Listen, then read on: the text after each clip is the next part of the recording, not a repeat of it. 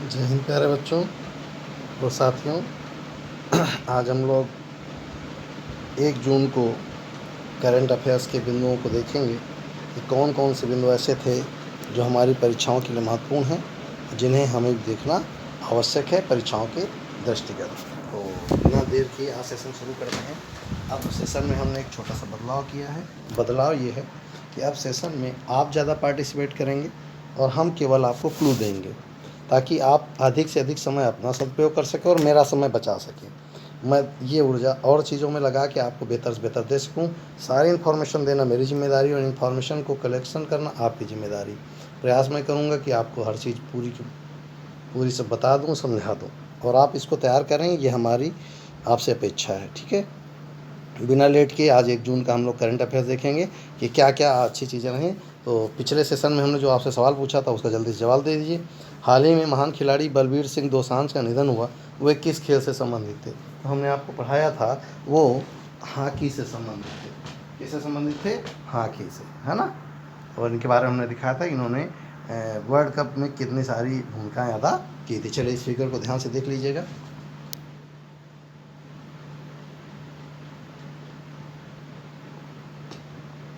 देख लिए होंगे। चलिए, देखने में बड़ा अजीब लग रहा है लेकिन शख्सियत बहुत महत्वपूर्ण है। बहुत चर्चा में बॉबी जोमोरो का निधन हुआ है, वह किस खेल से संबंधित है? तो हाल ही में की जगह हम लोग यूज़ किया करेंगे चर्चा में, ताकि आप दिमाग में आपके बना रहे कि ये चर्चा में है। चर्चा में यह है कि हाल ही में बॉबी जोमोरो का निधन हुआ, वह किस खेल से संबंधित थे और वो कहाँ के थे? तो सबसे बड़ी बात कि वो यूएसए के रनर थे, यानी धावक थे, जिन्होंने 1956 में मेलबर्न ओलंपिक में 3 पदक एक साथ जीते थे। रहने वाले कहाँ के हैं? यूएसए में। आपको नोट करना है। जितनी चीज़ें मैं यहाँ नोट कर देता हूँ, आप क्या करते हैं, उनको केवल देखते हुए चले जाते हैं। अब मैं बोलूँगा और आप लिखते चलेंगे। तो ये रहने वाले थे यूएसए के, और इन्होंने 1956 में मेलबर्न ओलंपिक में 3 पदक जीते थे। चलिए अगला देखते हैं। अगला है फिगर देख लीजिए ज़रा ध्यान से जी। ये हैं, पहचान लीजिए ज़रा कौन है, आज ही याद बनाए गए हैं। ये हैं पीएफसी का नया सीएमडी किसे नियुक्त किया गया? तो पीएफसी का पावर फाइनेंस कारपोरेशन, मैं रिपीट कर रहा हूँ, पावर फाइनेंस कारपोरेशन। इसको लिखने के बजाय आप ध्यान से सुनेंगे इसको कि ये सीएमडी नियुक्त किए गए हैं। तो सबसे पहले आपके दिमाग में आएगा पीएफसी का फुल फॉर्म क्या है? तो पीएफसी का फुल फॉर्म होता है पावर फाइनेंस कारपोरेशन। क्या होता है? Power finance corporation. इसका मुख्यालय कहाँ है? दिल्ली में। ये किसका उपक्रम है? तो भारत सरकार का उपक्रम है। इसकी स्थापना हुई थी जुलाई 1986 में। ध्यान रखिएगा, ये 1986 में स्थापित की गई थी, और इसका काम होता है बाजार में वित्तीय लेन देन को क्या करना? नियंत्रित करना। तो आपसे क्वेश्चन पूछेगा पावर फाइनेंस कारपोरेशन का नया सीएमडी किसे नियुक्त किया गया है? तो रविंद्र सिंह ढिल्लों को। अगला देखते हैं, फिगर गौर से देख लीजिएगा। यस, ये है भारत की पहली डॉल्फिन वेधशाला किस राज्य में स्थापित की गई? मैं रिपीट कर रहा हूँ, भारत में पहली डॉल्फिन वेधशाला किस राज्य में स्थापित की गई? तो आपको जवाब देना है। इसका जवाब है बिहार। तो अब आपको, आपके लिए घर का सवाल है, रोज़ आपको मैं देता रहूँगा, आप बार बार बताते चलेंगे इसके पूरे बारे में कि क्या क्या आपने इसमें जाना, कौन सी नई चीज़ें आपको मिली। तो सबसे पहले अब आज ये कहाँ पे हुआ है? बिहार में। तो आपको बिहार के बारे में पूरी जानकारी लिखकर हमको देनी होगी कि बिहार का राज्यपाल कौन है, बिहार का राजधानी क्या है, और वहाँ का मुख्यमंत्री कौन है। मुझे उम्मीद है आप सारी जवाब देते रहेंगे, ताकि मुझे कम समय में आपको अधिक सारी जानकारियाँ उपलब्ध हो सके, है ना। चलिए, जहाँ आवश्यक होगा हम बोलते चलेंगे, लिखाते चलेंगे। इसको ज़रा गौर से देख लीजिए, फिगर है। यस, जल जीवन मिशन, फिर से रिपीट करूँ, जल जीवन मिशन किस राज्य सरकार द्वारा संचालित हो रहा है? तो ये संचालित हो रहा है छत्तीसगढ़ राज्य द्वारा। किसके द्वारा? छत्तीसगढ़ राज्य द्वारा। ये है क्या? भारत सरकार ने 2020-21 में जल जीवन मिशन के कार्यान्वयन के लिए 445 करोड़ रुपए की मंजूरी दी है। इसमें छत्तीसगढ़ सरकार ने 2023-24 तक 100% हर घर को नल उपलब्ध कराना, ताकि शुद्ध पानी लोगों तक पहुंचाया जा सके। तो ये बहुत बढ़िया कदम है। किसके द्वारा? छत्तीसगढ़ सरकार के द्वारा। छत्तीसगढ़ की राजधानी रायपुर। मुख्यमंत्री भूपेश बघेल, सीएम लिखा करेंगे सीपी और आरजे राजमान राजपाल, और राज्यपाल हैं अनुसुईया उइके, और सीएम है भूपेश बघेल। अगला देखते हैं। बिल्कुल नए कलेवर में अब करंट आपको मिला करेगा, बेहतर से बेहतर बिंदु आप तक पहुंचाने का प्रयास होगा। चलिए भाई, सवेरे सवेरे उठते ही वर्ल्ड मिल्क डे। यस, देखते हैं विश्व दुग्ध दिवस कब मनाया जाता है? तो विश्व दुग्ध दिवस मनाया जाता है 1 जून को। अब क्या है? संयुक्त राष्ट्र, चलिए आपके लिए की पॉइंट बनेगा, देखो क्या हुआ, यूनाइटेड नेशन, इस पर आपको लिख के देना है, FAO इस पर आपको लिख कर देना है। जब नहीं होगा आप कमेंट्स बॉक्स में दीजिएगा, हम अगले दिन आपको लिख के दे दिया करेंगे। और जो लोग नहीं पढ़ रहे हैं वो कमेंट्स बॉक्स में जाके, बहुत सारे लोग जवाब देते हैं, उनको नोट कर लिया करें, है ना। तो ये संयुक्त राष्ट्र के खाद्य और प्रकृति संगठन द्वारा वैश्विक खाद्य के रूप में दूध के महत्व को चिन्हित करने और डेयरी क्षेत्र को प्रोत्साहित करने के लिए हर साल 1 जून को विश्व दुग्ध दिवस मनाया जाता है। इस वर्ष दुग्ध दिवस की 20वीं वर्षगांठ मनाई गई, अंदाजा लगा लें, यानी सन 2000 में शुरू हुआ होगा, है ना। इस वर्ष दुग्ध दिवस की वर्षगांठ मनाई गई।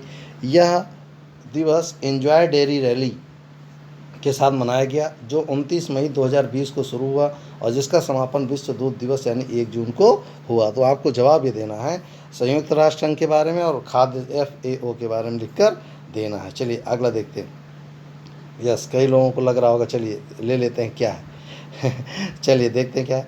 विश्व तंबाकू निषेध दिवस कब मनाया जाता है, आपको जवाब देना है। विश्व तंबाकू निषेध दिवस कब मनाया जाता है, तो इसका जवाब अच्छे से पता है क्या होना चाहिए, यहाँ लिखने में रह गया है 31 मई, 31 मई को मनाया जाता है विश्व तंबाकू निषेध दिवस, नीचे पूरा लिखा होगा। यह दिवस WHO द्वारा 1987 से मनाया जाता है ना। अब WHO के बारे में पूरा आपको लिखना है ना। WHO के बारे में बता दे रहा हूँ। इसकी स्थापना हुई थी 7 अप्रैल 1948 को, आप अच्छे जानते हैं कब हुई थी, 7 अप्रैल 1948। मुख्यालय कहाँ है, स्विट्जरलैंड जिनेवा में। और इसके अध्यक्ष कौन, बहुत बार लिख चुके हैं, इसलिए बार बार उन्हीं चीज़ों को रिपीट करेंगे और आप बार बार उसको लिखते रहिएगा। हम बोलेंगे आप लिखेंगे, अगर हम लिखा हुआ दे देते हैं तो आपके नोट करते हैं। तो WHO के अध्यक्ष हैं टेड्रोस एधानोम। कौन है, टेड्रोस एधानोम, है ना। तो ये है WHO के बारे में। क्यों मनाया जाता है, ताकि लोगों को तंबाकू की महामारी से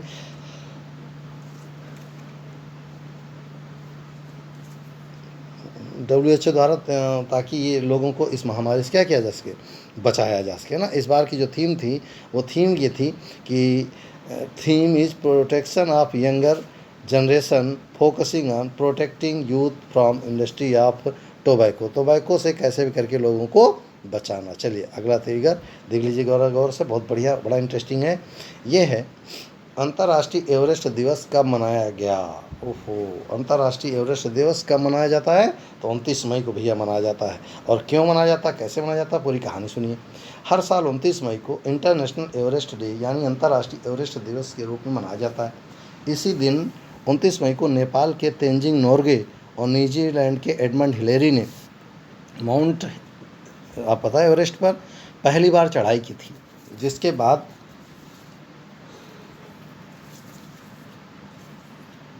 वह एवरेस्ट फतह करने वाले पहले इंसान बने थे। ठीक है, ज़रा देख लीजिए इसको। नेपाल ने साल 2008 से महान पर्वतारोही हिलेरी का निधन के बाद 29 मई अंतर्राष्ट्रीय एवरेस्ट दिवस के रूप में मनाए जाने का फैसला किया था। सर एडमंड हिलेरी और तेंजिंग नोर्गे शेरपा द्वारा 1953 में माउंट एवरेस्ट पर पहली चढ़ाई की गई थी, उसी की याद में मनाया जाता है। चलिए इस फिगर को ज़रा देख लीजिएगा। हाँ, ये फंस गई हैं, किसमें, देखते हैं। चर्चा में किस एथलेटिक्स खिलाड़ी पर वाडा ने प्रतिबंध लगाया है, तो वाडा ने, ये खिलाड़ी हैं किरणजीत कौर। कौन है, किरणजीत कौर। बार बार लिखने बजाय आप नीचे कमेंट्स में यहाँ पढ़ते चलिए। वाडा ने किरणजीत कौर पर डोपिंग के चलते 4 साल का बैन लगाया है। भारत की लंबी दूरी की धाविका हैं किरणजीत कौर। तो इन्होंने इनोबोसर्म का सेवन करने का टेस्ट पॉजिटिव आने के बाद 4 साल का बैन लगा दिया गया। तो अब बैन किसने लगाया है, वाडा ने। वाडा का फुल फॉर्म क्या है, वर्ल्ड एंटी डोपिंग एजेंसी, है ना। इसका स्थापना हुई थी 10 नवंबर 1999। मुख्यालय मॉन्ट्रियल कनाडा में और अध्यक्ष है इसके डिक पाउंड। कौन है, डिक पाउंड, है ना। इसको ज़रा नोट कर लीजिएगा। अगला है, ज़रा देखिए, मोदी बाबा फिर योगा में। यस, बहुत महत्वपूर्ण बिंदु होगा परीक्षा के लिए। माई लाइफ माई योगा कार्यक्रम किस मंत्रालय द्वारा शुरू किया गया। माई लाइफ माई योगा कार्यक्रम किस मंत्रालय द्वारा शुरू किया गया, तो ये शुरू किया गया, आपको अच्छे से पता है कि आयुष मंत्रालय द्वारा इसका पूरा वो किया जाता है। तो इसको पूरा आयुष मंत्रालय ने किया है, PM मोदी ने इसका शुभारंभ किया है। तो आपको ये जवाब देना होगा, आयुष मंत्रालय किसके अंतर्गत काम करता है और इसमें आयुष मंत्री कौन है। ठीक है, ये था हमारा सेशन छोटा सा। अब बात करते हैं मुख्य बिंदुओं की जो आप तक हमें पहुंचाना था।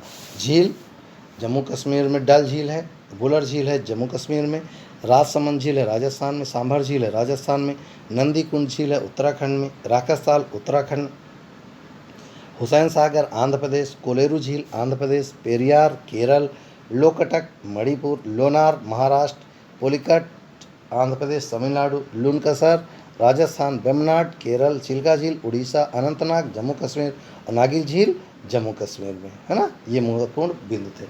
और जहाँ तक क्वेश्चनर की बात रही, क्वेश्चनर नेक्स्ट सेशन में हम लोग जल्दी जल्दी से लेकर आएंगे। अभी हम बिल्कुल ही करंट अफेयर्स का रूप ही बदल के आपके सामने लाने वाले हैं, आपको बहुत मज़ा आने वाला।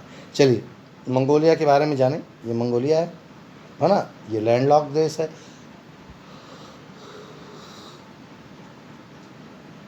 लैंडलॉक देश किसे कहते हैं? जो चारों ओर ज़मीन से घिरा हो, जिसका जल से कोई संबंध ना हो। मंगोलिया की राजधानी उलान बटोर। मुद्रा क्या है? तोगोर्ग। राष्ट्रपति खाल्टमगीन बाल्टुलगा। प्रधानमंत्री सान जाजिन बायर। महाद्वीप एशिया। राष्ट्रभाषा मंगोलियन। जनसंख्या में स्थान है 139वां, जीडीपी में 134वां, क्षेत्रफल में 19वां और राष्ट्रीय ध्वज आपके सामने ये है।